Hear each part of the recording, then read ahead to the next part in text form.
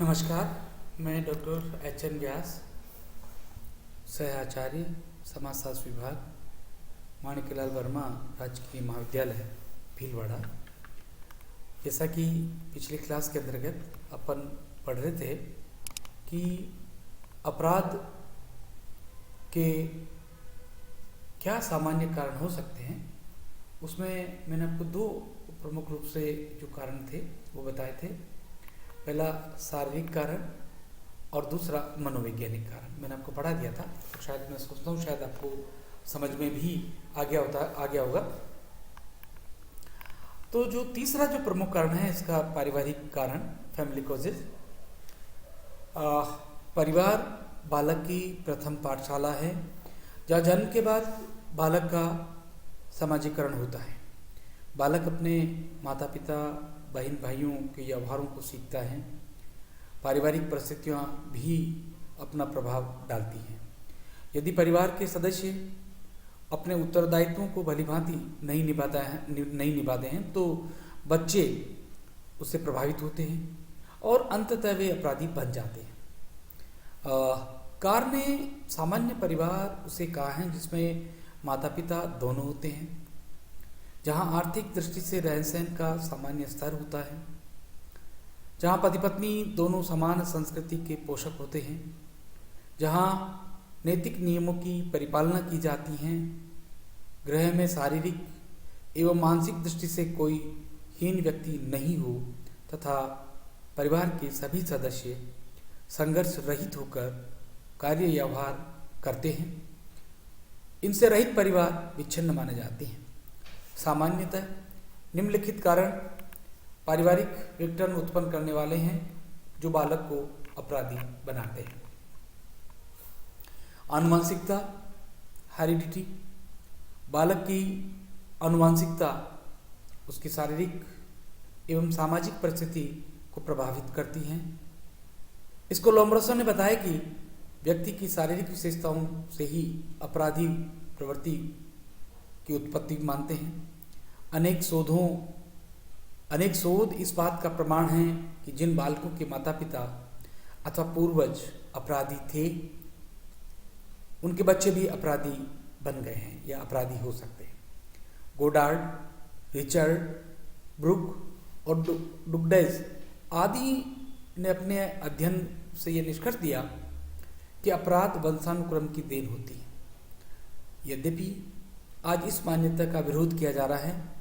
Gillin के मत में अपराध का कारण वंशानुक्रम नहीं है।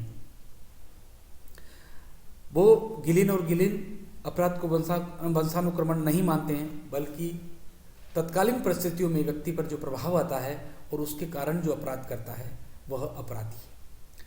विच्छिन्न परिवार, वे परिवार जिनमें माता पिता की या उनमें से किसी एक की मृत्यु हो गई है, परस्पर संबंध विच्छेद हो गया है, माता या पिता का एक से अधिक विवाह होने के कारण उनके जीवन साथी एक से अधिक है, घर में विमाता या दूसरे पिता हैं, दोनों साथ साथ रहते हैं किंतु दोनों में मनमुटाव, कलह, झगड़ा होता रहता है, तो ऐसी स्थिति में बच्चों को पर्याप्त स्नेह नहीं मिल पाता और इससे उनका व्यक्तित्व विकृत हो जाता है।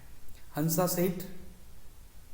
सेठ, कार्बर्ट और बेजोट, सुलिंजर तथा ग्लूक आदि अनेक विद्वानों ने अपने अध्ययन में यह निष्कर्ष निकाला कि भग्न परिवार बाल अपराध के जनक हो सकते हैं। तीसरा, अपराधी एवं सौतेले भाई बहन। बच्चे अनुकरण प्रिय होते हैं। वे हर अच्छे बुरे कार्य को बड़ों से अनुकरण के आधार पर सीखते हैं। यदि परिवार में बड़े भाई बहन अपराधी हैं अथवा सौतेले भाई बहन हैं तो उनके साथ दुर्व्यवहार करते हैं तो बच्चों का व्यक्तित्व विकृत हो जाता है। उनमें विद्रोही भावना के स्वर मुखरित हो जाती है। वे दूषित वातावरण से बाहर रहने लगते हैं और गलत संगति प्राप्त कर अपराधी बन जाते हैं। अथवा जब माँ बाप बच्चों को समान रूप से स्नेह नहीं देते हैं तो ऐसी स्थिति में भी बच्चे अपने को परिवार से अलग कर लेते हैं और उनके मन में अपराध की भावना जागृत हो जाती है। दोषपूर्ण अनुशासन, डिफेक्टिव डिसिप्लिन।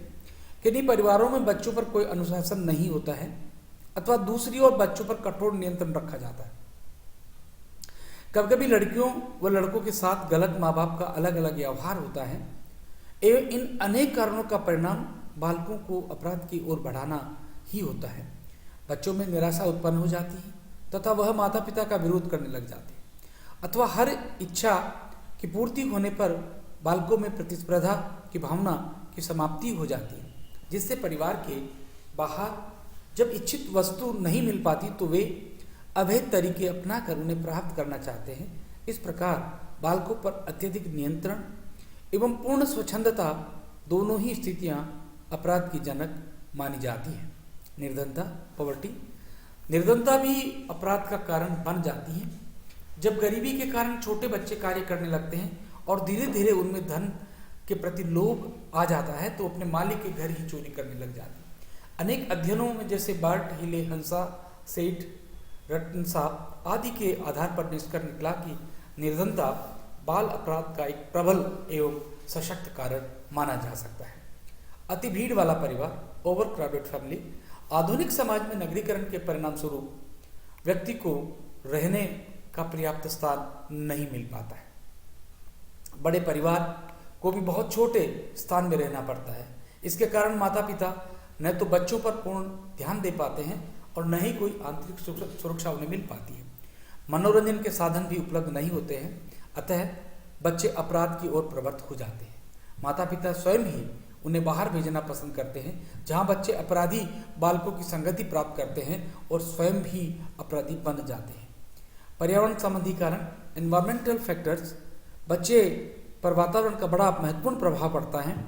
घर के बाहर का वातावरण भी बच्चों को अत्यधिक प्रभावित करता है, क्योंकि बच्चा स्कूल आदि के रूप में घर से बाहर अपने समुदाय के संपर्क में भी आता है, जहाँ की परिस्थितियाँ उसे प्रभावित करती हैं। समुदाय या बाह्य वातावरण में निम्न प्रमुख कारण मान सकते हैं, जैसे विद्यालय वह स्थल है जहाँ बच्चों के भविष्य का निर्माण करता है, उसे सद्मार्ग पर ले जाने का प्रयास किया जाता है। किंतु यदि विद्यालय का वातावरण अनुपयुक्त है, जहाँ अपराधी बच्चे पढ़ते हैं, तो वो अच्छे बच्चों को भी अपराधी बना देते हैं। स्कूल से भाग जाना, घर का कार्य करके न लाना, आक्रामक व्यवहार करना आदि अनेक अपराधी कार्यों का कारण अध्यापकों का बालकों पर ध्यान न देना, बीमारी, मानसिक असुरक्षा, अध्यापकों का व्यवहार, मनोरंजन का अभाव, बच्चों को आवश्यक किताब, कापियाँ आदि उपलब्ध न होना आदि। अतः विद्यालय का अनुचित वातावरण भी बालकों को अपराधी बना देता है। स्कूल से पलायन एक महत्वपूर्ण कारण माना जा सकता है। पड़ोस, नेबरहुड, बालक अपने पड़ोसी साथियों के साथ खेलता है। यदि पड़ोसी अच्छा नहीं है तो वह बच्चों को बिगाड़ सकता है। कई बार पड़ोस समाज विरोधी मूल्यों का शोषण करता है। इसमें बालक में अपराधी भावना बढ़ती है। पड़ोस के साथ साथ साथी समूह भी यदि अपराधी हैं तो बच्चों को उसी दिशा में ले जाएगा। ये साथी समूह अपराधी गिरोह का निर्माण कर सकते हैं। पड़ोस में यदि सस्ते मनोरंजन के साधन हैं तो उनसे भी बच्चे बिगड़ते हैं। मनोरंजन की उचित सुविधा न होने के कारण भी बच्चा अपराध की ओर प्रवृत्त होता है, क्योंकि खाली दिमाग शैतान का घर अपन मानते ही हैं। तो दूसरी ओर यदि मनोरंजन के साधन सस्ते हैं तो वे भी बच्चों को बिगड़ने के लिए उत्तरदायी होते हैं, जैसे सिनेमा की मारधाड़, यौन संबंधी दृश्य, चोरी डकैती के तरीके, हत्या आदि के दृश्य बालकों को अपराधी बना देते हैं।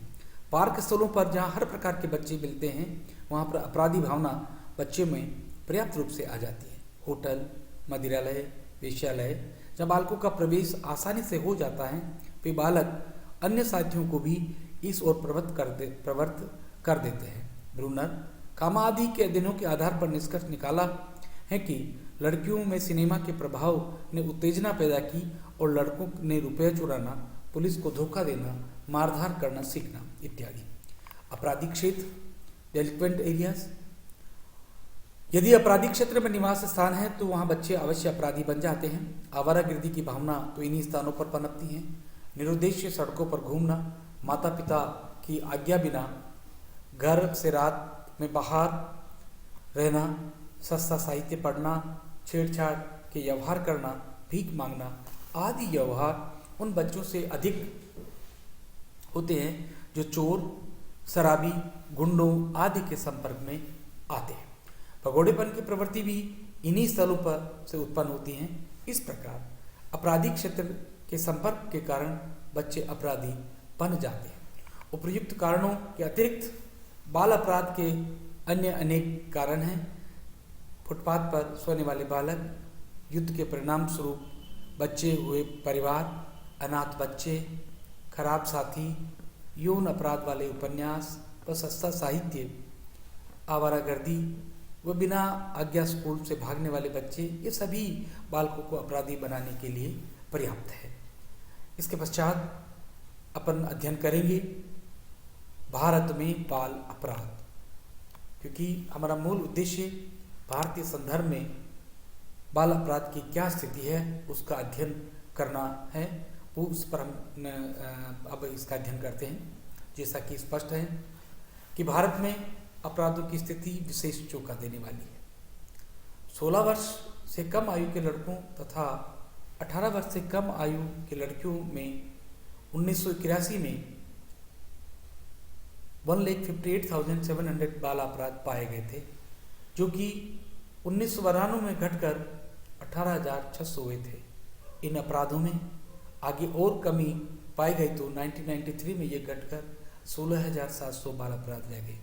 हालांकि राष्ट्रीय अपराध लेखा कार्यालय द नेशनल क्राइम ब्यूरो का कहना है कि गिरावट चोरी, मकानों में सेंध लगाना, मनुष्यों पर घातक या वध संबंधी हमले जिनमें हत्या नहीं हुई के बाल अपराधों में पाई गई है। लेकिन फुसलाकर या धमकाकर किए गए अपहरणों के बाल अपराधों में 132.9% की वृद्धि पाई गई है। इसी प्रकार से अनैतिक यातायात निरोधक अधिनियम के अंतर्गत 1992 में 95 बाल अपराधी पकड़े गए, जो कि 1993 में बढ़कर 128 हो गए थे। ये अपराधों में एक वर्ष में 34.7% की वृद्धि का संकेत देते हैं। बालकों द्वारा किए गए कुल अपराधों में से कठिनाई से मात्र 2% मामले ही पुलिस और न्यायालय की जानकारी में